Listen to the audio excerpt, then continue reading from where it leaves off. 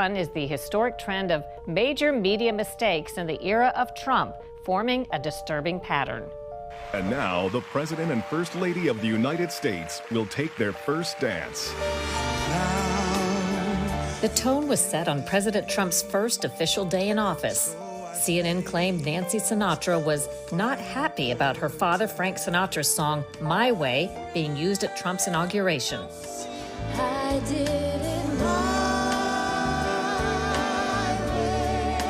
Nancy Sinatra responded on Twitter, "That's not true. I never said that. Why do you lie, CNN? Actually, I'm wishing him the best." Meantime, Time incorrectly reported that President Trump had removed the bust statue of Martin Luther King Jr. from the Oval Office. That false news went viral. In February 2017, TMZ reported Trump had changed the name Black History Month to African American History Month, implying the change was racist. In fact, it turns out Presidents Obama, George W. Bush, and Clinton all called Black History Month African American History Month. Also, the Washington Post reported on the cabinet battle over Trump's immigration order. The article was repeatedly updated to note that one of the reported meetings did not actually occur, a conference call did not happen as described in the article, and actions attributed to Trump were actually carried out by his chief of staff. And the New York Times reported on supposed contacts between Trump campaign staff and senior Russian intelligence officials. FBI Director James Comey later testified it was not true. That report by the New York Times was not true. Is that a fair statement? In the main, it was not true. In May, the BBC and The Guardian reported because Trump wasn't wearing headsets, he didn't bother to listen to the translation of a speech by Italy's prime minister. But Trump was wearing his earpiece in his right ear, as always, said the White House. In June 2017, NBC News reported that Russian President Putin said he had compromising information about Trump. Actually, Putin said the opposite. Do you have something damaging on our president?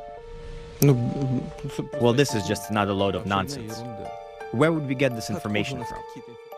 CNN and ABC falsely reported that FBI Director Comey was going to refute Donald Trump's claim that Comey told Trump 3 times he wasn't under investigation. Instead, Comey confirmed Trump's claim under oath. It appears that you actually volunteered that assurance. Is that correct? That's correct.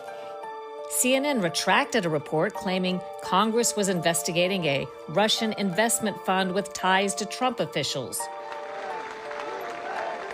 Newsweek reported Poland's First Lady refused to shake Trump's hand, but later acknowledged she did. CNN edited a video to make it appear as though Trump impatiently dumped a box of fish food into the water in Japan.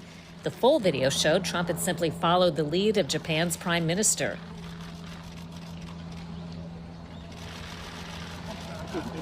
Bloomberg and the Wall Street Journal falsely reported special counsel Robert Mueller had subpoenaed Trump's bank records. AP reported a new survey showed trust in the media had fallen during the Trump presidency, but the survey was actually conducted under President Obama. The New York Times said a hypothetical family's tax bill would rise nearly $4,000 under Trump's tax plan. It turns out their taxes would actually go down $43. The New York Times and CNN shared a story with photos of immigrant children in cages. It turns out the photos were from 2014, during the Obama administration. In December 2018, NBC reported Trump was the first president since 2002 not to visit the troops at Christmas time, but Trump actually left the White House on Christmas to visit troops in Iraq. ABC aired video purportedly showing a slaughter and horrific report of atrocities against Kurds by Turkey after President Trump withdrew U.S. troops. This video right here appearing to show Turkey's military bombing Kurd civilians in a Syrian border town. But the video was file tape of a training video in the U.S. In November 2019, Newsweek falsely reported that President Trump was spending Thanksgiving golfing in Florida. He was actually in Afghanistan serving dinner to U.S. troops.